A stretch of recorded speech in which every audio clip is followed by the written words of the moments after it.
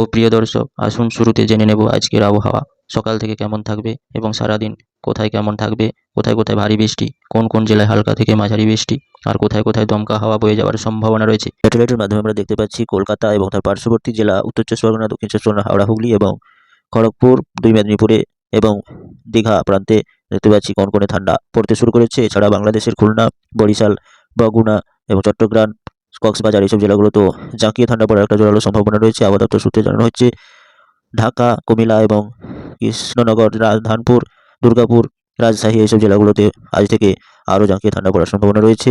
উত্তরবঙ্গের চিত্রটি দেখলে বুঝতে পারবেন, উত্তরবঙ্গের চিত্রটি হচ্ছে গ্যাংটক, শিলিগুড়ি, দার্জিলিং, জলপাইগুড়ি এবং আলিপুরদুয়ার এইসব জেলাগুলোতে কনকনে ঠান্ডা পড়ার সম্ভাবনা রয়েছে। তবে দার্জিলিং এবং কালিম্পংয়ে 0 ডিগ্রি সেলসিয়াসের কাছাকাছি টেম্পারেচার হওয়ার জোরালো সম্ভাবনা রয়েছে।